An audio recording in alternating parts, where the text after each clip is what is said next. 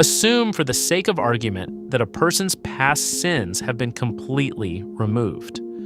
From that point forward, they live with full knowledge of God's law. They are never misled, never tempted into failure, and consistently act in perfect alignment with that standard. Their thoughts, intentions, and actions remain flawless for the rest of their life. Now the question is, what happens at the end of that life?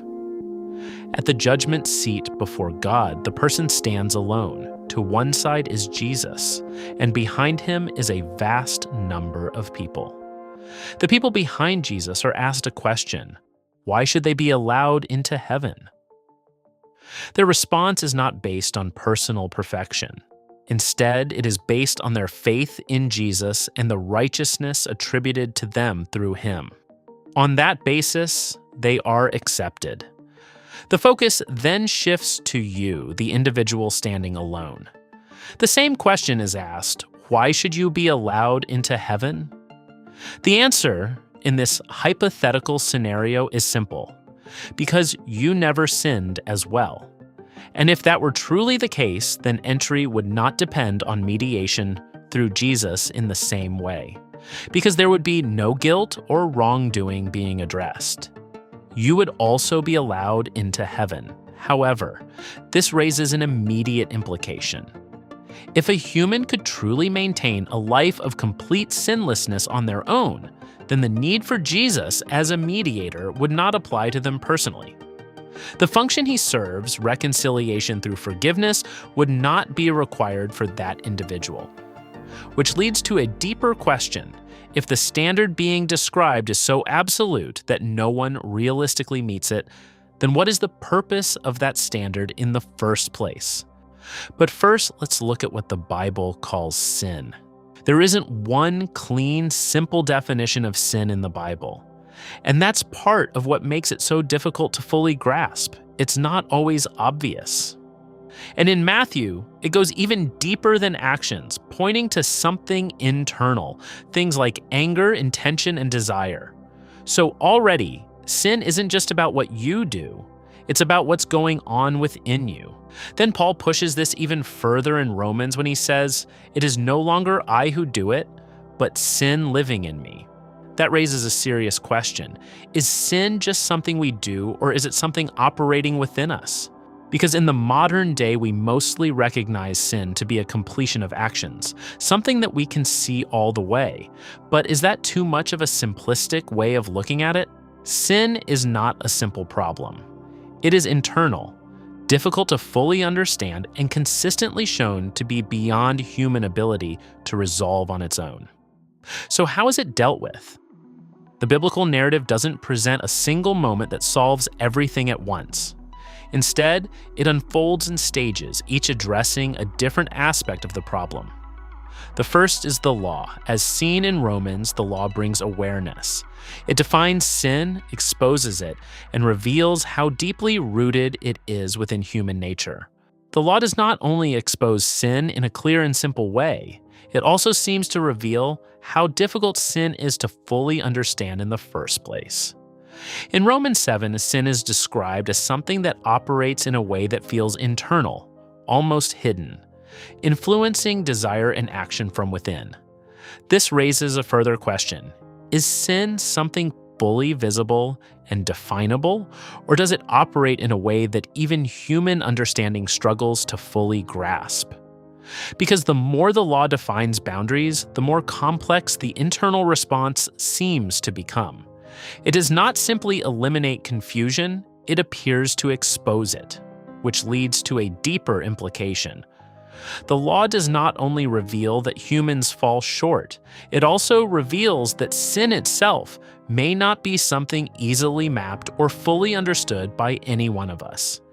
It is shown as something deeply embedded, subtle, and difficult to fully isolate, even when clearly defined.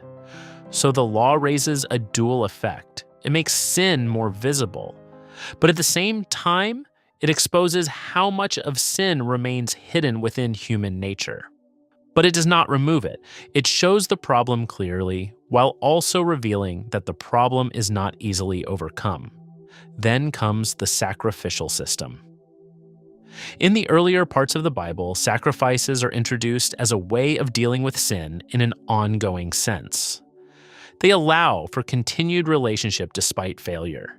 But even here, the text itself suggests limitation.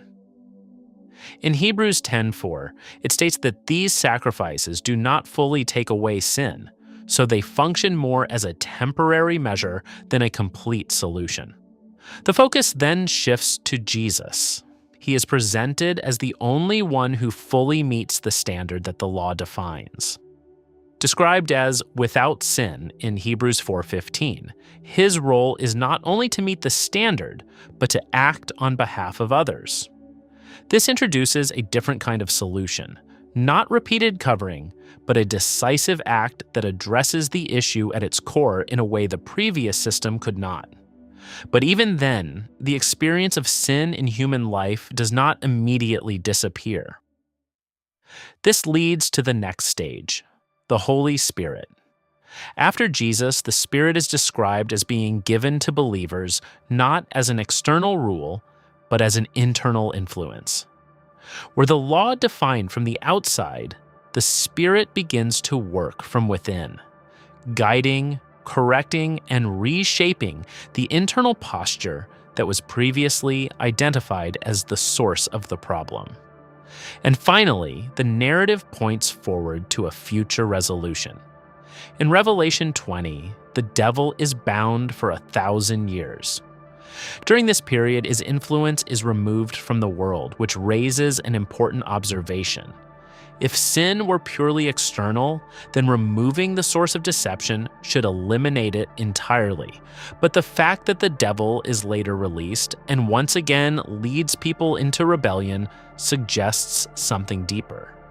It shows that while the devil amplifies and spreads sin, the issue is not only external. There is still something within humanity that responds to it.